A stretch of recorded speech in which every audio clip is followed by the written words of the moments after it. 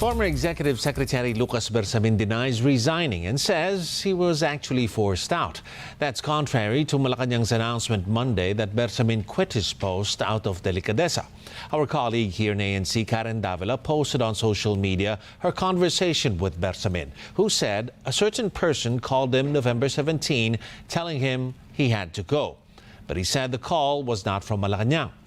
Bersamin also saying he is not the mastermind of anything. The former executive secretary adds he needs to protect himself and his reputation. The palace announced Bersamin and Budget Secretary Amena Pangandaman resigned out of delicadeza after they were dragged by resigned Congressman Daldico into the corruption scandal hounding this year's national budget. For veteran political strategist Alan Herman, this latest issue hounding Malacañang is not a good look for the administration. If the palace says one thing, and there is a denial, and if there is evidence that he was indeed let go rather than him resigning, then yes, there's no way to call that. That's being disingenuous. I can see why the palace would have tried to get away with that, but it's really a bad look any way you slice it. If it had been a resignation, that was already a bad look because, wow, why change your ES at this juncture?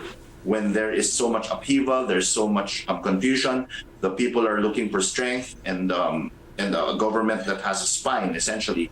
But now, even made worse, if the allegation that he was actually just let go unceremoniously is true, because that would show that the administration actually caved to outside forces. The latest reshuffle in the Marcos cabinet now official. President Ferdinand Marcos Jr. administered the oath of office to his new executive secretary Ralph Recto and Frederick Go, who took over as finance chief. Former NEDA Secretary Winnie Monsod is unconvinced President Marcos did not know about the corrupt activities of his undersecretaries, as claimed by Senator Panfilo Lacson. Monsod says it's unbelievable that Undersecretaries Adrian Bersamin and Trigiv Olayvar stole billions without the knowledge of the president. Senator Lacson must think that the president is so incompetent and is so stupid, he does not, that his undersecretary ito, hindi man lang secretary, walang takot sa kanya. That's for the court of public opinion to decide. But Ping Lacson cannot tell me that these people, these underlings, operated without the knowledge of the president. We're not talking about millions here. We're talking about billions. Monsod also questioning the inaction of the president towards his cousin, former House Speaker Martin Romualdez. Why is the president not allowing the investigation to take place as it should? I mean, because all the evidence points out, and besides which, Saldico cannot operate without Martin. Without Martin say so, because Martin is the head. Like the president is the head, he has ultimate responsibility for all of this. Martin has ultimate responsibility for what happened in Congress, right?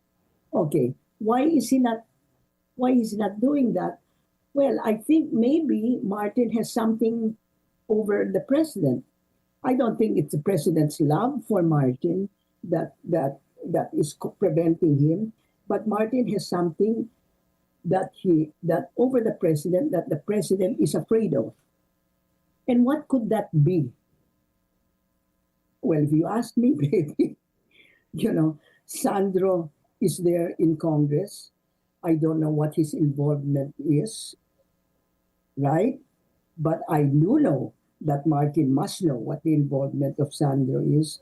That is one piece of information that has not yet come out, and it will probably not come out unless the people push. Another analyst weighs in on the effect of the Marcos family's infighting on the solid North narrative in northern Luzon. Carl Lenin Benigno, a political science professor at the Northwestern University, says Senator Amy Marcos' tirade has split the so-called solid North into two and may even shape the political landscape of the 2028 polls.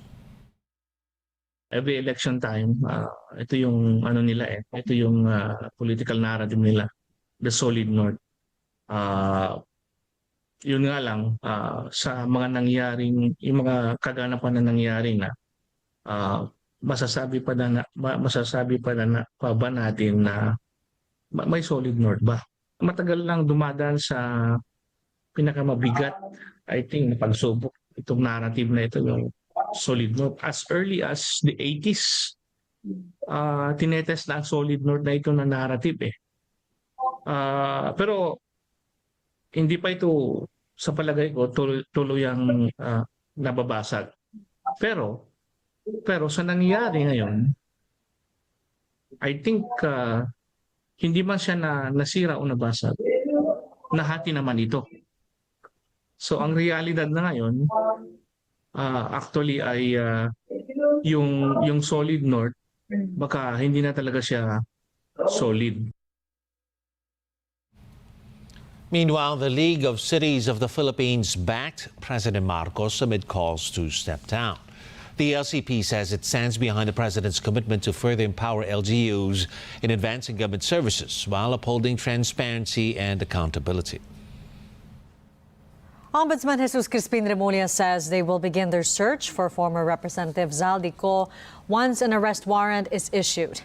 He adds the government can offer him protection if he returns home.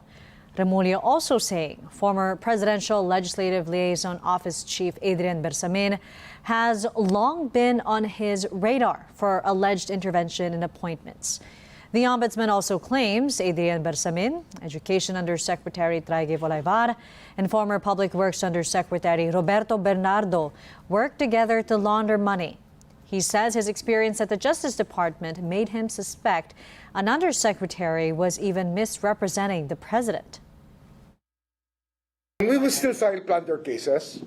Ang malversation lang kasi is easier to prove as compared to plunder, which has so much jurisprudence that will negate any attempts to convict people of plunder. And so far, I think isa pa lang nako-convict ng plunder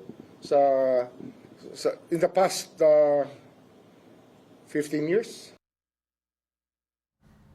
Remulla also reveals Bernardo has offered to return government funds and could be given state witness status on the issue of the alleged warrant from the International Criminal Court for the arrest of Senator Bato de la Rosa. Here's what Remulla had to say. Transmita lang naman niya ng warrant with a concomitant request na kasama to arrest. It can be through the PCTC, it can be an email to the DOJ, it can be an email to the DFA. Yan, any of those we were choosing. Kaya lang, nagkataon lang, nakita ko yung kopya ng warrant, kaya alam ko. Nakalagay nga ito, secret this is a secret, parang resolution kasi ayaw talaga nila ma-alarm. Pero I have my own reasons.